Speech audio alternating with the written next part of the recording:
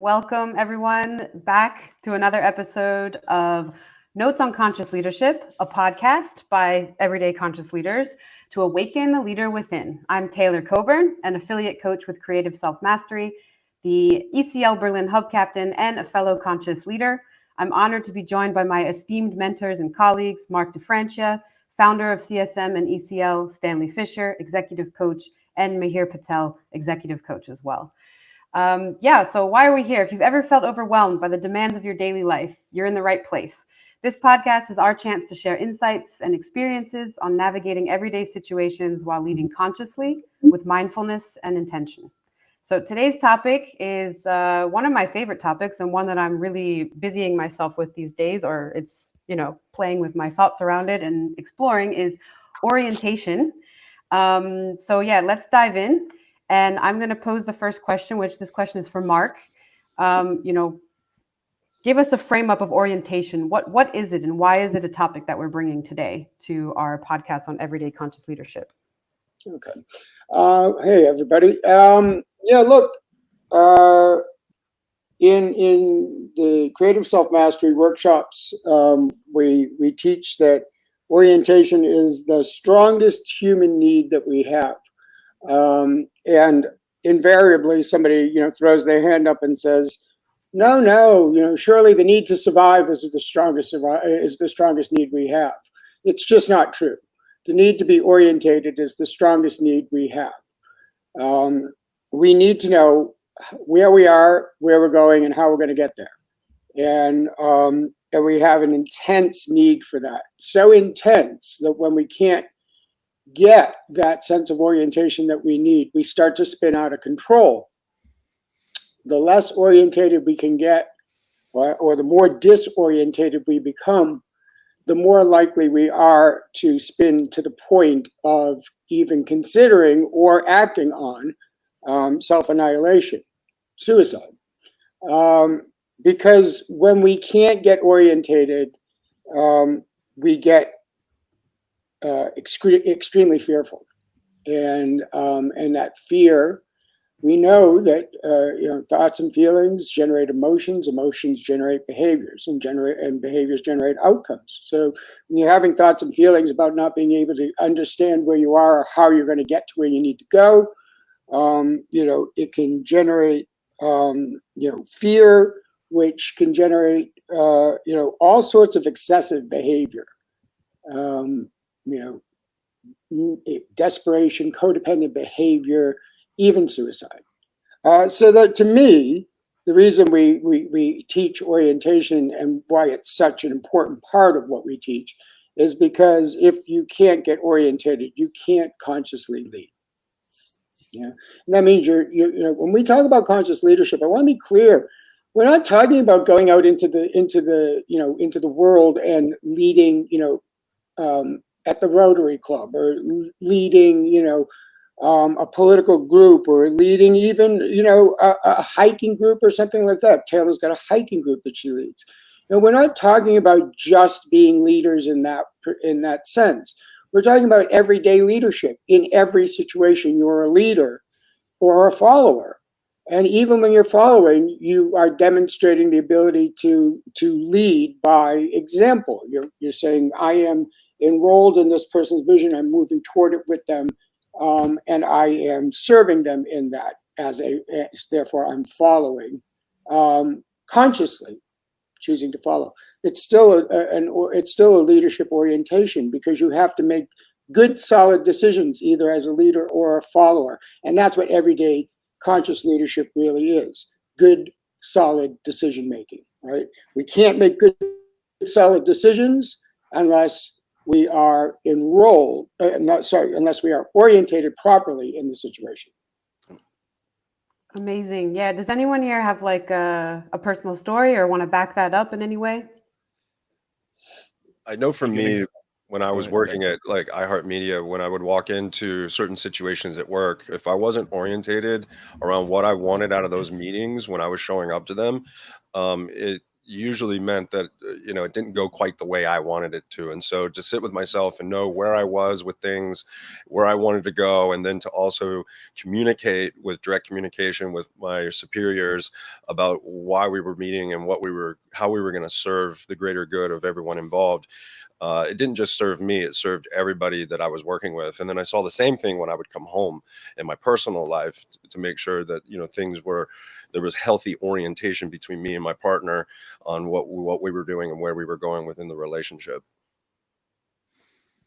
Yeah, I'll probably add a personal story, maybe if it comes in naturally. But one thing I do want to say is, we all naturally will strive for orientation, as Mark said. And when we in some of the worst case scenarios, when we don't have any, we will self-annihilate.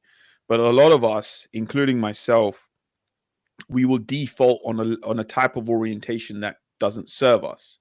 So if we say orientation is the need to know, then if what we know, what we've always known, is relatively dysfunctional, painful, your life is filled with problems or challenges or things basically you do not want, you're going to continue to orient yourself with what is familiar. And if what is familiar is that what I just said, then you're going to continue to create that type of orientation. But what we're trying to ask, and invite you to think about is, one, to look at your current level of orientation and how you're making decisions, and whether you're making decisions that serve and move the energy to the best possible direction for. And if not, then what better decisions can you make to actually make, what ways of being and what ways of thinking can you exhibit and start incorporating into yourself and into your sort of everyday life, that you can start making better decisions and more powerful decisions that move the energy to the best possible direction for all. So, for a lot of my life, I was orientated, but generally dysfunctionally. My orientation was someone who wasn't very confident in themselves, had a lot of self-doubt, had a lot of fear-based worst case scenario thinking. And predominantly, I was just trying to avoid any type of pain, rejection, whether it be at work, whether it be in relationships. That formed a majority of my orientation. And then I also realized that that type of orientation, for the most part, is unsustainable. And eventually, in my personal experience, it kind of created a type of orientation to the that I was completely disoriented. I lost orientation because I had a chronic level of crappy orientation. And then eventually I did come close to kind of questioning my existence. And because I couldn't get my grip on reality and what I knew, I no longer felt that I knew anything, and what I knew kind of didn't hold any ground. And I felt like the reality and what I knew was crumbling beneath me. The idea of no longer existing was the easiest way to get orientation. But I realized like that didn't serve me. And I had a moment of awareness and intuition that gave me enough orientation to kind of, take me off the ledge. And then it became a very courageous way of being, where I had to consciously create my orientation, take a look at my values, take a look at my stories, take a look at my beliefs, and then eventually create a new type of orientation where it served me to the point where, I'm sure Mark will talk about this, and we'll talk about this at some point, where our orientation is completely self-referential. So we want to get to a point as a leader, as an everyday conscious leader, your orientation is completely self-referential. What does that mean? So being self-referential means that every decision you make is coming from your heart, from the deepest part of your heart, is coming from intuition, that is guided by intuition. That is also, and every decision you make and every move you make is aimed towards service and moving the energy to the best possible direction for. That's kind of a basic meaning for being self-referential, but I think one that for me helps me to make sure that if I'm serving a client or serving anybody or serving myself, it always serves me to be self-referential in any shape or form. That's the type of orientation I'm always going for. And it's a constant thing to make sure that I'm being self-referential. In conversations with Mark, when he's being a coach for me and being a leader for me, he's always bringing it back to how I can orient myself and stay self-referential. That's what an everyday conscious leader does, or tries their best to do, with those around them and themselves. Yeah, I'm really glad you bring it up in that way, because that's something that's right now I'm in a steep learning curve in terms of seeing my default orientation being very oriented by what others are doing, and if they're watching me, and if I'm getting a certain level of attention, and how everyone's receiving it, what others are thinking, and that's how, for a lot of my life, I'm coming to see is how I've based my behavioral choices and decisions. Is like, okay, are they going to like it? Then I'm going to do it. Instead of, am I going to like this? Then I'm going to do it. So I'm really glad you brought that up. I want to kind of circle back a little bit, because the conversation's moving into orientation around oneself, which is great. And yes, we do have functional orientations and dysfunctional orientations. And of course, when we're describing some of these codependent situations, or drug addictions, or any types of addictions, we're talking about the need for orientation becoming so severe that you need that you have to self-medicate or something along that line, something that isn't beneficial for you, something that is detrimental to your own well-being, in order to get orientated. I am a former opiate addict. I was heavily addicted to opiates for years, and for most of my adult life, actually. And I broke the addiction, but then I went on to start living a decent life. And within 2 years of living a decent life, I was really happy. Or at least I knew I was happy, because everything was so much better than it was before. But I couldn't feel happy. I couldn't connect to happy.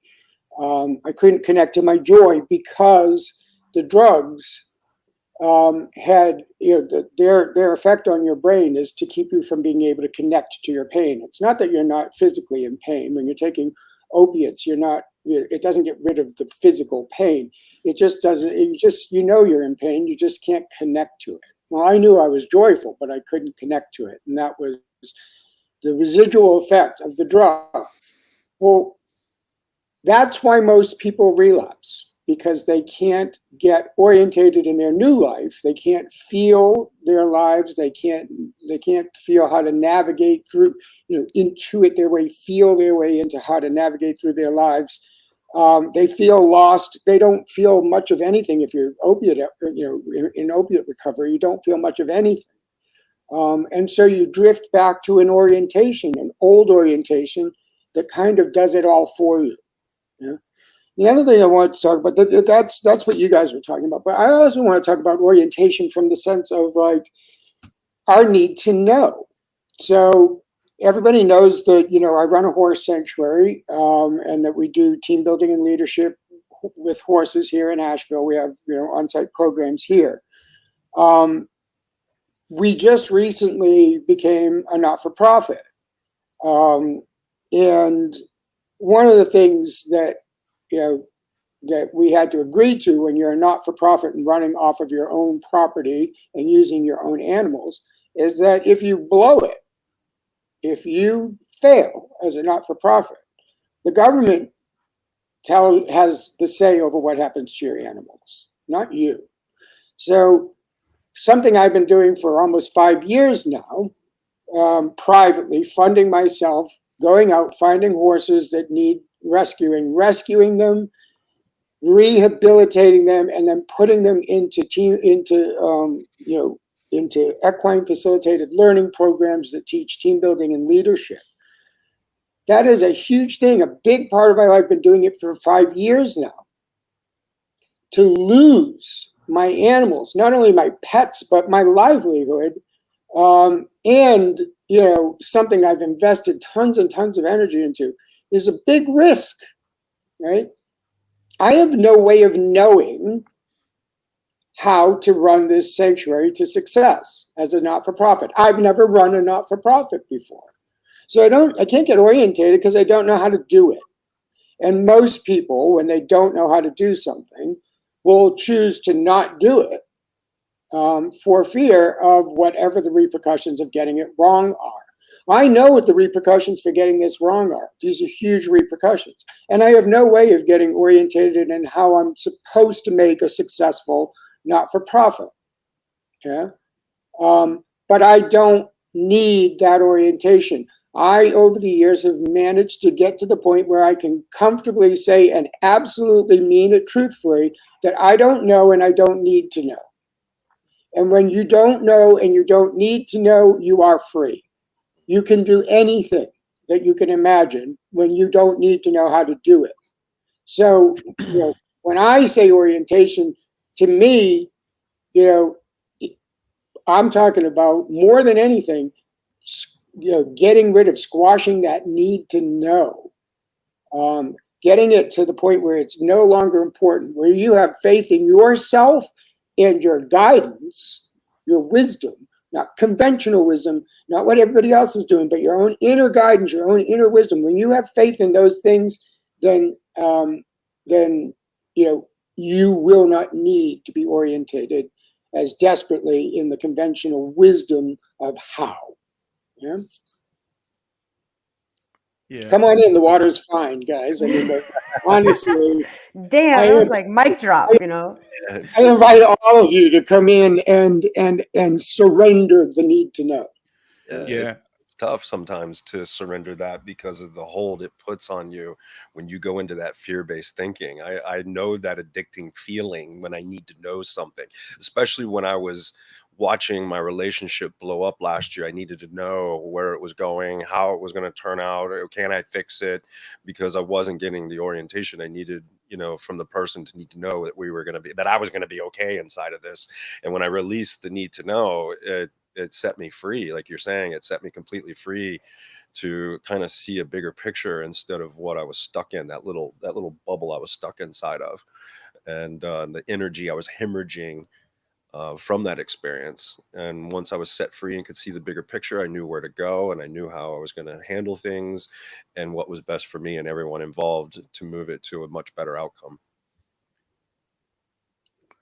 Yeah, most definitely. I think, part of I think one of the most powerful things a leader can do is give up, always constantly giving up their need to know. All they know really is, and when we say that, we're not saying we're surrendering all thinking faculties and things like that. We're not saying surrender. What we're really saying is, Oh God, no. yeah, we're not doing that. We're not abdicating our power in any shape or form. Let's just get that straight.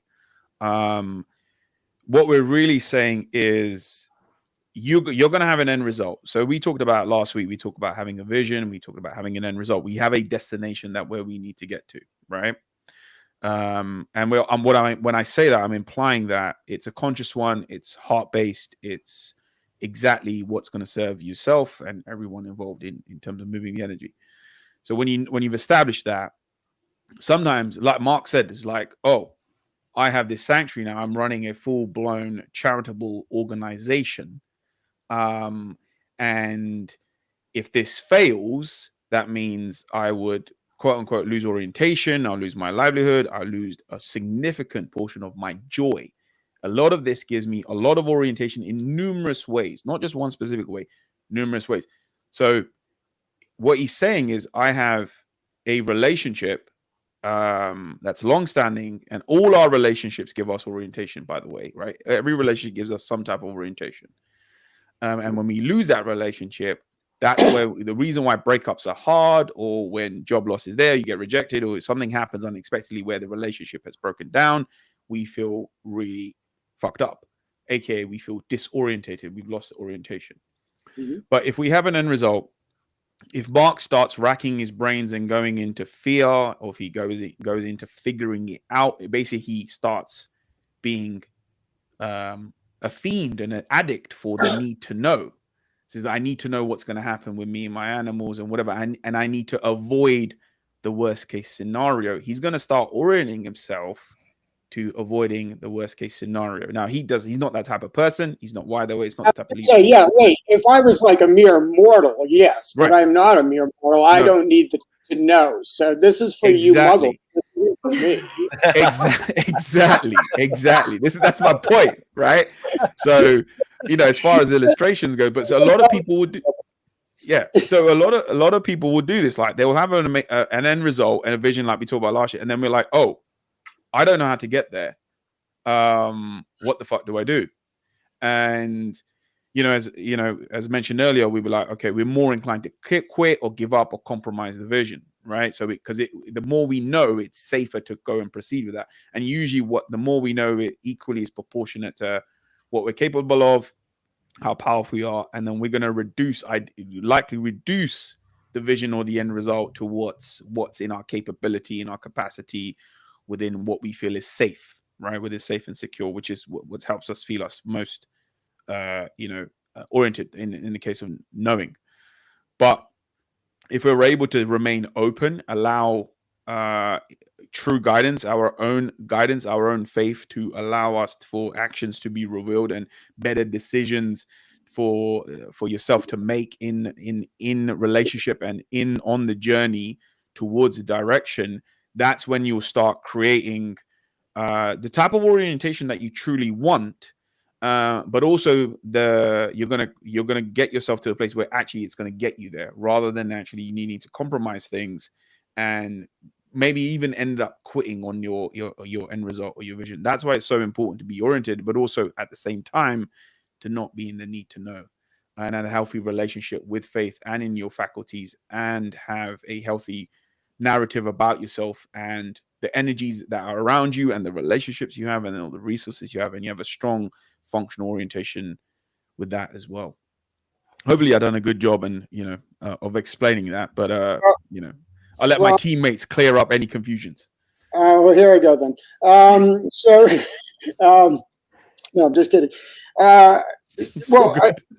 We do. I mean, he look. Needs to know if you're kidding or not. We're at a place in our relationship where that doesn't. I'm okay. Finally. So look. We're talking about a bunch of different types of orientation. Everything. What you're starting to understand is everything in your identity is your orientation, right? And then within that identity, how you move, the decisions you make, the things you're trying to create in your life, those become part of your orientation as well. So you're orientated in what you're doing and who you are and how you are. There's orientations in everything. Stanley Meehir, referred to some relationship orientation. Any of us who have been through a painful breakup or a death, my partner died. My partner before my husband, we were together about a year, but he died very unexpectedly, 42 years old. And he just died, up and died. And it blew my orientation like out of the water, because it just created so many questions in so many aspects of my life that how does he was built like a brick shithouse. How does like a healthy 42-year-old man just, end up withering and dying? Like, I just don't understand. And I don't understand what happens to me. And I don't understand like where our future went. And I don't understand when or how I'll ever get through this pain. Yeah, these are all the thoughts, that come into our minds when we go through something, when we experience a severe loss in orientation. We start asking these really painful, significant questions, and when if we realize we can't get the answer to those questions, then we start to actually get spiral out of control. Right. So I started to get really just nuts.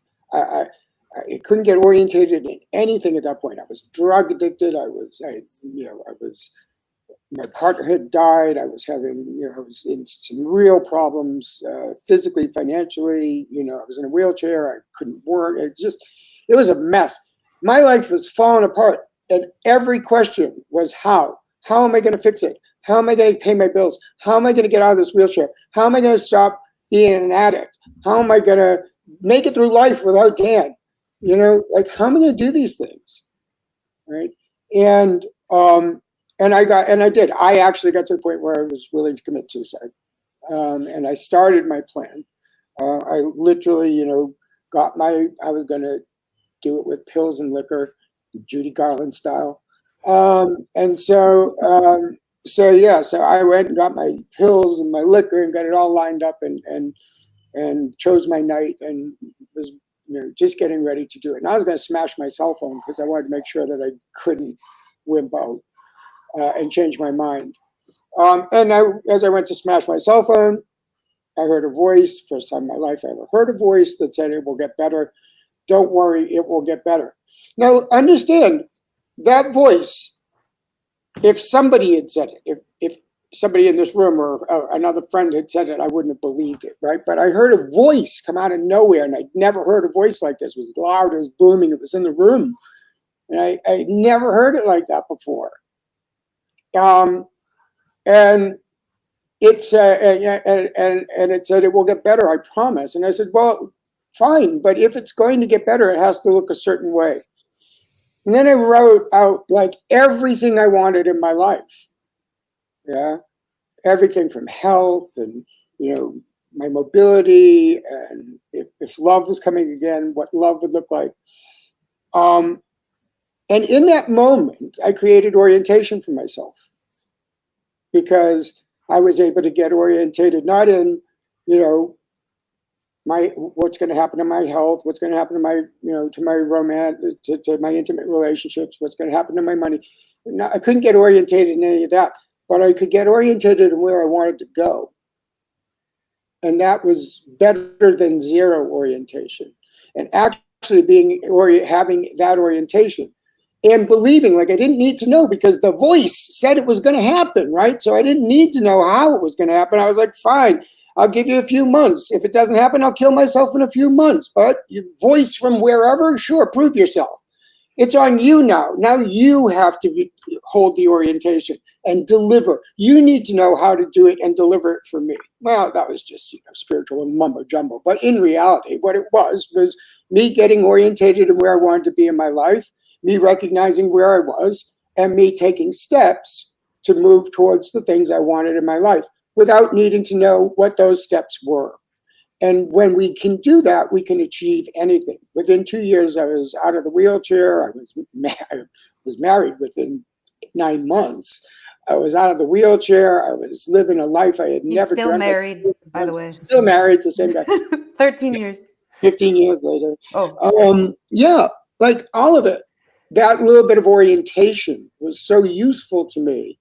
And much more powerful than any orientation I had prior, because I didn't need to know how I was going to get there. The voice was going to do it.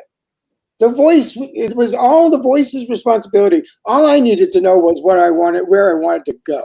Where do I want to end up? What's my destination?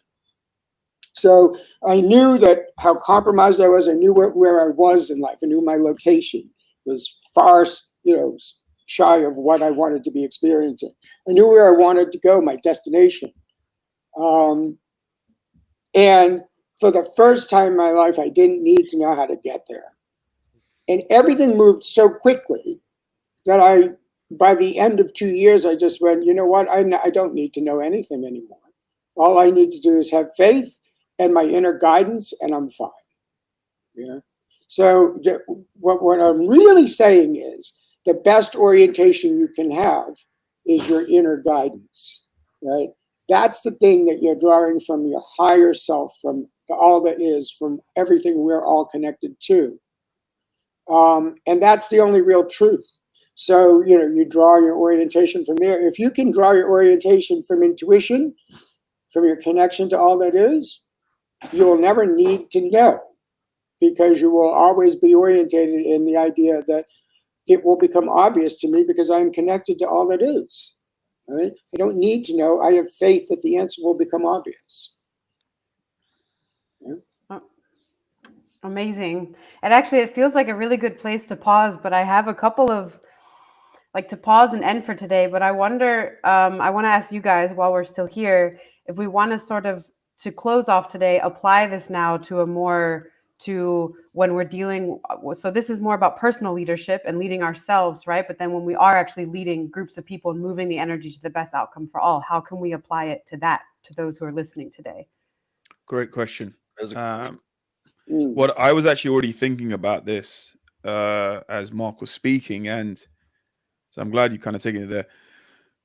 So the moment once you're kind of comfortable with not needing to know, I think energetically something shifts for you quite significantly as an individual, and it starts showing up in every shape or form in terms of your behavior, your personality, your identity kind of shifts a little bit as well.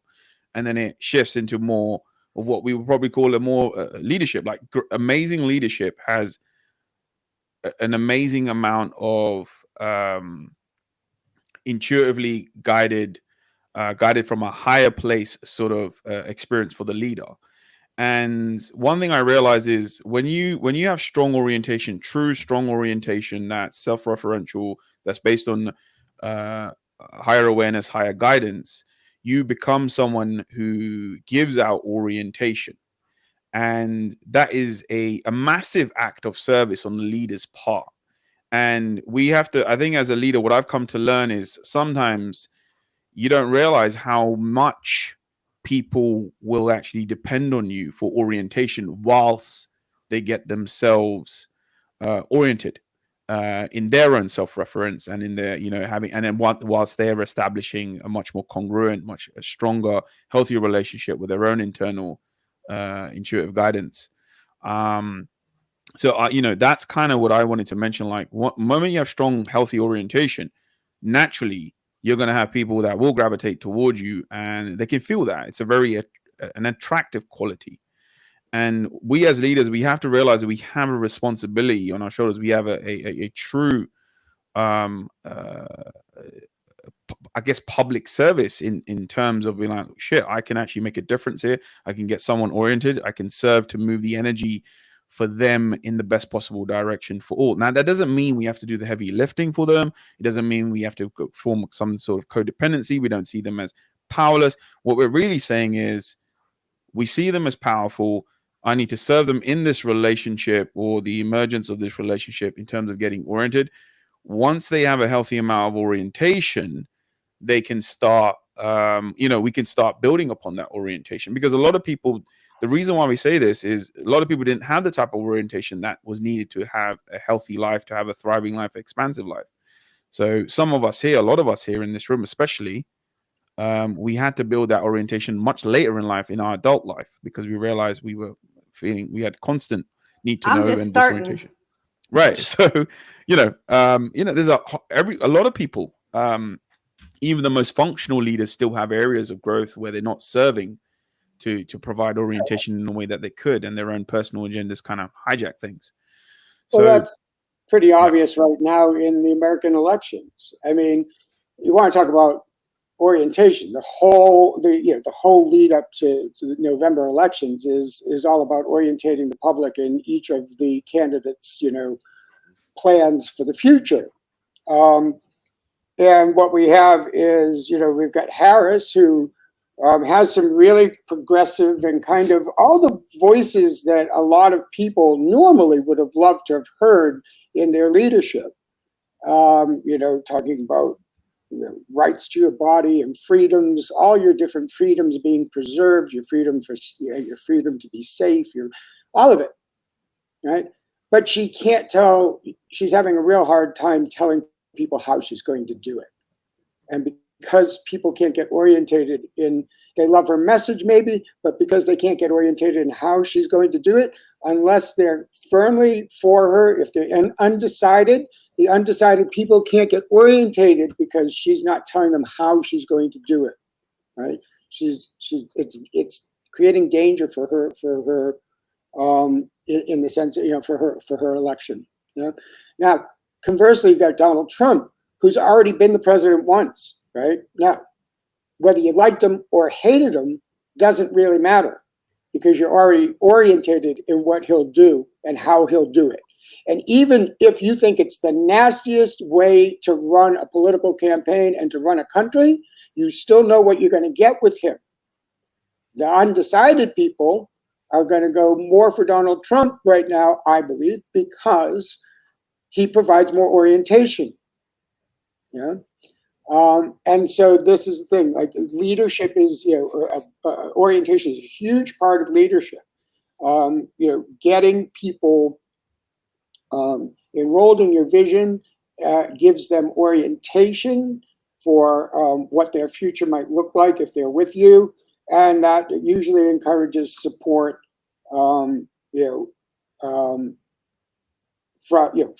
the people that you're orientating. So providing orientation is not only a big part of leadership, it's also one of the most compassionate things that you can do, is to help people get orientated. But in order to be useful in helping people to become orientated, you have to be able to be the type of person that doesn't need to know. Brilliant. Yeah. Awesome. Okay, then that's where we're going to stop for today. Thank you, Marc, Stanley, and Meehir, as always. For those of you out there listening or watching us, if you found value in our conversation and you're eager for more, we invite you to join our private global community, Everyday Conscious Leadership. You can visit us at www.everydayconsciousleadership.com. And it's also linked in the episode description, or it will be linked in the episode description. And that's where you can find access to both our online and in-person events. And also we have an ever-growing content library, including this one that's out for the public, but there's more inside of the community. And also round-the-clock community discussions, and of course, opportunities for you to come in and establish your own hub. So right now, the four of us, we each are leading our own hubs in the area where we live, and we're also incorporating activities that have to do with us personally and in our personal lives, and of course, also our communities. And this is open to everyone who joins. You can also start a hub, and you can we'll work together with you on that. Yeah, you have something to add? No, I was, absolutely. If you want to, if you're interested in being a hub captain, then certainly reach out to us and let us know. We'll help you get started. It's not overly complicated, We'll help you get orientated. Yes, get orientated. But it's not overly complicated. So if you're interested, then certainly reach out to us. But also, come and see me in Asheville. Come and meet the horses and see what we do with equine facilitated learning. See how we teach people leadership, how we teach orientation, how we teach service here. This place is an amazing thing that, I'll be honest with you, would never have happened in my life, because again, orientation told that I couldn't do it because I didn't have the background and the experience with horses to be able to do this. But it doesn't matter. I don't know. I don't need to know. I can learn. That's all that's important. And I can make good decisions, and that's the most important thing. So come out here and get a little bit of that, and maybe learn a little bit of that for yourself as well. Yes, and if you're in Berlin, come join us for one of our hikes. And Marc, you just reminded me, like right now, I don't know how to make a podcast, but I'm making this podcast. I'm creating it, and I'm creating my intro and my outro, if anyone has noticed. But this is how I'm doing it for myself. So on that note, together we can empower one another to embody the kind of leadership that we aspire to see in the world. Together we can be and demand better leadership. So thank you all for coming and listening. Until we see you again next Monday. Thanks for coming, guys, and thanks for everyone out there. We'll see you soon for our next topic, which I will throw in, is thoughts and feelings over structure. So emotion over structure. That's going to be a fun one. Yeah. Juicy conversation with lots and lots of examples. Yeah. Don't want to miss it. All right. Yeah. Bye, everyone. All right, guys. Thank you. Good to